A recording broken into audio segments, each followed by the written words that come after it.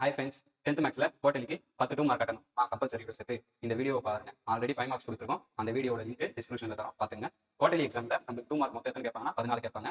அதை 10 தான் அட்டன் பண்ணணும். ஸோ நம்மளுக்கு இருக்கிற போர்ஷன் பார்த்தீங்கன்னா 6 லெசன்ஸ் தான் இருக்கு. அப்போ ஒரு லெசன்ஸ்லேருந்து 2 கேட்பாங்க. ஏதோ 2 லெசன்ல மட்டும் 3 கேட்பாங்க. ஸோ அது எந்தெந்த லெசன்ஸ் சொல்லிட்டு பார்ப்போம். ஃபர்ஸ்ட் லெசன் வந்து கொஸ்டின்ஸ். ஸோ இந்த லெசனில் கொஞ்சம் பெரிய சாப்டர் தான். 4வது லெசன் வந்து கம்மி பண்ணிட்டு 3 கொஸ்டின் கேட்கறது கூட வாய்ப்பு இருக்கு. ஸோ அதனால 2 நம்ம இப்போதைக்கு படிக்கலாம். ஸோ 2வது லெசன்ஸ்க்கான கொஸ்டின்ஸ் இதுலேருந்து 3 கொஸ்டின் கேட்பாங்க. 3வது லெசன்ஸ்க்கான கொஸ்டின்ஸ் இது கேட்பாங்க. 4வது லெசன் கொஸ்டின்ஸ் ஆல்ரெடி சொல்லியிருக்கேன், கம்மி ஆயிடுச்சு. ஸோ கம்மி பண்ணிட்டு ஃபர்ஸ்ட் லெசன்ல கேட்கலாம். 5வது லெசன் கொஸ்டின்ஸ். ஸோ இதில் 3 கொஸ்டின்ஸ் கேட்கலாம். எல்லாம் 3rd லெசன்ஸ்ல 3 கொஸ்டின்ஸ் கேட்கலாம். 6வது லெசன் கொஸ்டின். இந்த 6வது லெசன் கொஸ்டின் வந்து கொஞ்சம் கஷ்டமா இருக்கும், எல்லாராலையும் போட முடியாது. ஸோ இதுதான் கம்பல்சரியில் வைப்பாங்க. அப்படி இல்லை கொஸ்டின் பேப்பர் ஈஸியா இருக்குன்னா 2வது லெசன் வைப்பாங்க. ஸோ பாத்துங்க, ரொம்ப ஈஸியா இருக்கும் போது ஃபர்ஸ்ட் லெசன் வைப்பாங்க.